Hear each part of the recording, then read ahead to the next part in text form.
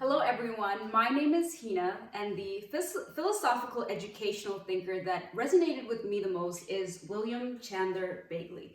Now, to give you a little bit of background information on him, he was born March 15, 1874, Detroit, Michigan. And his father was a hospital administrator. That's important to remember because it's going to be linked to something that influenced his educational thought later on. And as a student, he really appreciated his principal, who was very knowledgeable in his subject, who had a great personality, and he admired his methods. Now, when William graduated, he went into agriculture, but his dad was not a farmer. And most of the students that went there, their families came from farming families, and they had jobs to go to, but William didn't. And so he ended up actually teaching a classroom full of students of all different ages, different grades, and he drew on his experiences when he was a student of the educational teachers that he thought were the best. Now, to give you some cultural context, William Bagley lived in a time where the progressive thinkers were very popular. Their ideas were voiced very loudly. Some of them I'll mention to you was Dewey, Kilpatrick, Rizzo, and Petsolazzi. Now, they wanted to do away with a book focus, the religion, the memorization and curriculum. However, Bagley was known to be a disciplined progressive because he wasn't against some of these ideas mentioned here, that the child's interest, exploration, experience, and project collaboration. He wasn't against these things, but he weren't people. Let's not lose sight of the fundamental things that built education, that built society, that we cannot compromise. So for the record, he was not against progressivism. He was only an advocate to hold on to what was valuable to society. Now, let's see how William Bagley addressed some of the progressive thinkers of his time. First off, for the child's interest, he said that the child's interest should not be ignored. He only warned against a child-centered focus where the child was delegating and dictating what they should learn, where their interests were the focus. And he even pointed out something very important, that a child may not be interested in something right away. However, as they're continuously exposed to something, as they develop their skills and their knowledge in something, they become intrigued into it. And so he said, don't let a child's interest control the curriculum that they should be learning. And that he was an essentialist, and so he believed that there was an essential education that had to be passed down to children.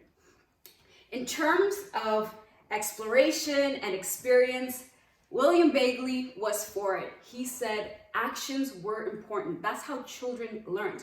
However, he did not disregard the importance of instruction and the ideas that it cultivated. He merely said that it should not be the core of education. There were other aspects that needed to be valued in education, and he was all for implementing these aspects. Now, when it came to project and collaboration, there were many educational thinkers at the time that said this is the mission of education: to get children to be socially active, comfortable working in teams, collaborators, and learning teamwork. And he said, yes, that is important, but it's not the essential education that children need. Let's add these things to education, but let's not revolve education around these principles. When it comes to social constructivism, at the time, in theory, we look at this as a way of saying, hey, let's look at different opposing ideas and decide for ourselves what is the best ideology. However, at the time, political people were trying to use education as an avenue for indoctrination of their beliefs, and Bagley was not for that. He encouraged that opposing views should be shared and that critical thinking should be a part of the assessment, and students should be able to come to their own opinions through their analysis and their assessment of information. William Bagley. Now, having addressed some of the progressive thoughts of his time, what was his educational philosophy? Well, I pinpointed 4 major themes in his educational philosophy. One of them being moral character, habits that develop skill in subject that led to academic excellence, a teacher education, and cultural heritage. And now we're going to go into these to explore them more. Moral character. I love how Bagley mentioned that the child was not naturally moral. He actually claimed that the child was unmoral and required training in areas such as the truth, trainings in modesty, courtesy, respect for authority. And he observed that children didn't need to be taught bad habits or to learn bad habits. He said they had them all by themselves. And you can see my friend here, he doesn't like to share. And so nobody had to teach him to push somebody away, but he had those bad habits. And he emphasized that moral habits were important for children to learn, that they had to practice these things in action, and that the repetition of action would instill these good habits that would help them develop moral character and continue on to developing discipline for academic studies. So he argued that good habits supported academic learning and skill development. And he believed that skills should be rehearsed.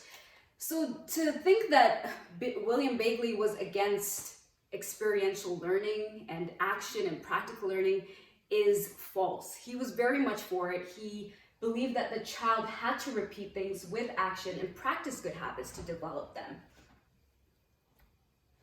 Now, when it comes to teacher education, this was one of his most prominent works that he did, teacher education.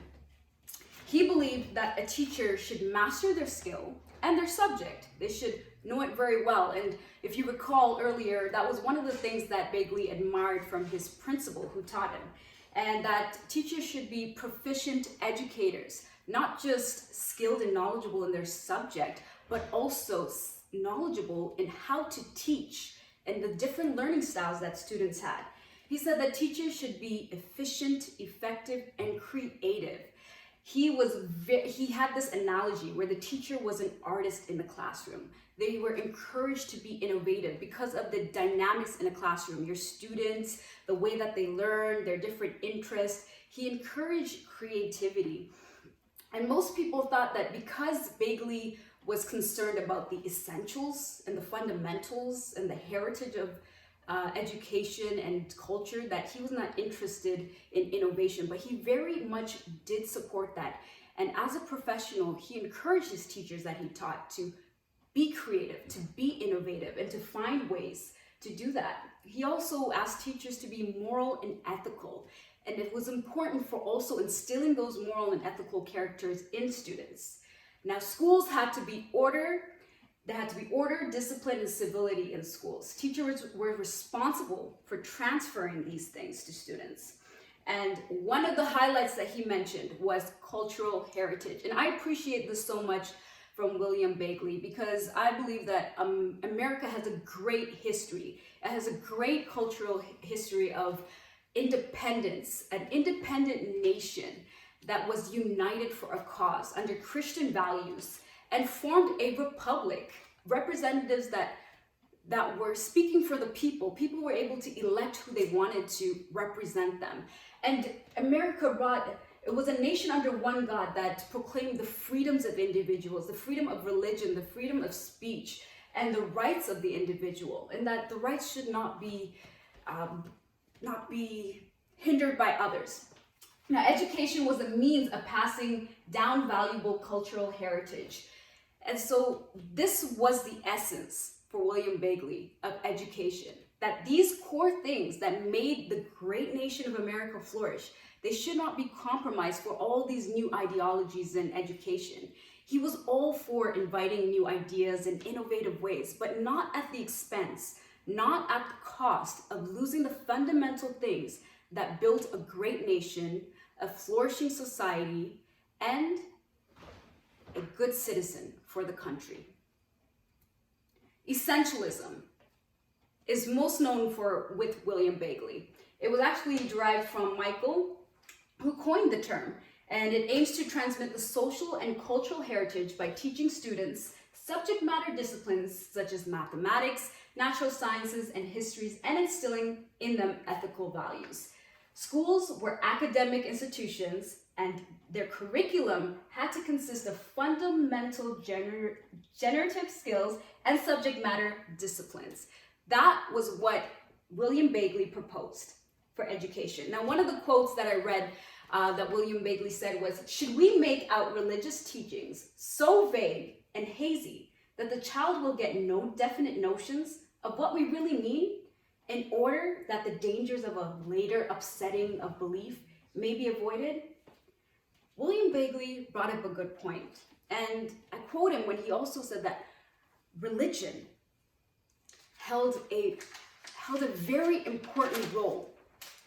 It couldn't be something that was thrown in there just a little bit. It had to be in order for it to be effective, Christian values, the cultural heritage, it had to be strong and vital in education. And those are the philosophical ideas of William Bagley.